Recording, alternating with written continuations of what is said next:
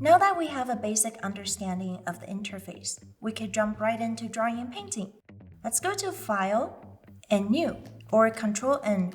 And in here, you can have different project type, such as illustration, webtoon, comic, show all comic settings, or animation.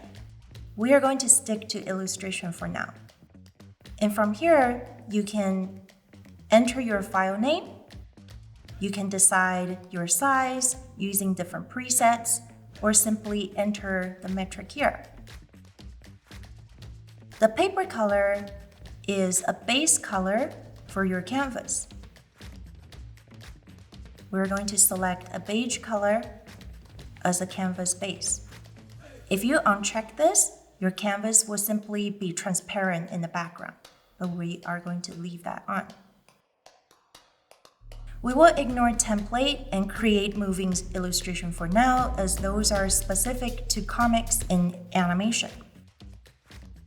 But one of the most important thing is on the bottom left, there is record time lapse. If you want to export your drawing process for later on into an MP4 file, you will want to check that and hit OK. And this will record all of your steps when you are painting and drawing. And simply hit OK. There are 7 major tools for drawing and painting in Clip Studio Paint: pen, pencil, brush, airbrush, decoration, eraser, and blend.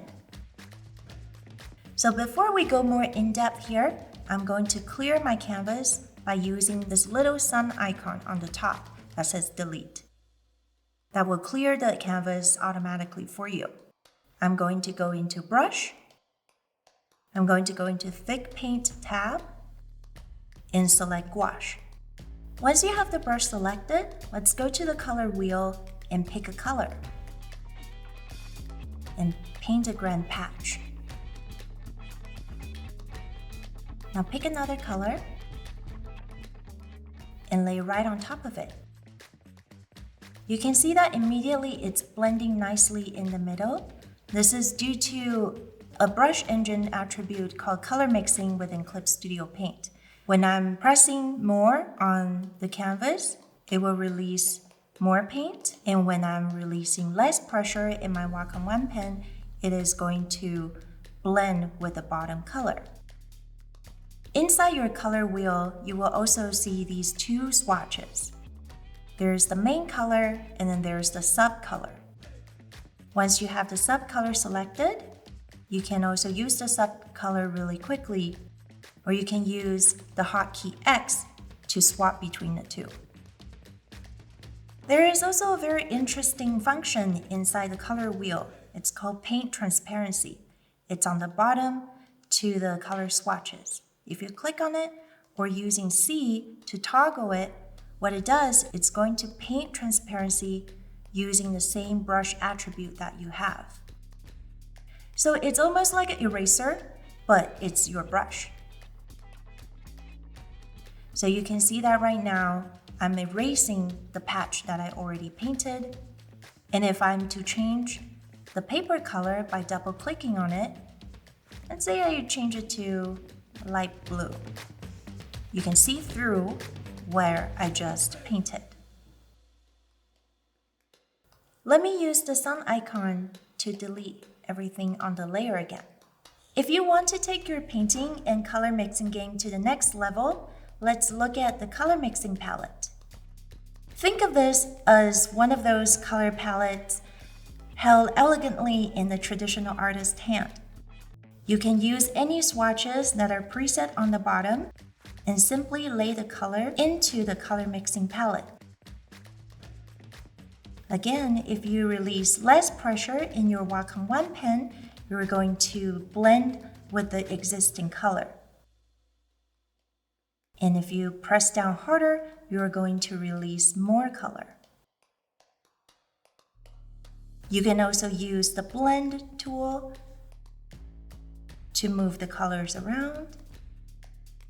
Lastly, you can toggle to the eyedropper that is on the bottom right. This will help you automatically switch to eyedropper tool when you move into the palette. So when I am painting in the canvas,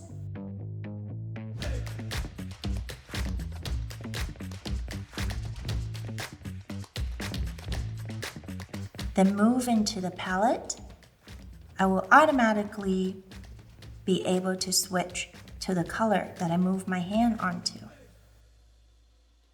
This can really increase the speed of your color picking and have harmonious color whenever you are using this palette. You can use this to very quickly shape or design the color palette for your painting. And look at how fast that is. It's already taking shape. In this case, you won't have to worry about forgetting what the last color it was that you picked because it's always there available to you. Just like many things inside Clip Studio Paint, the color mixing palette is highly customizable. It is super flexible. You can choose any of the color swatches, save any of the presets. So have fun exploring with it. And that's it. Thank you so much for watching this video. I hope this was helpful to you to get you started in painting and using brushes inside Clip Studio Paint.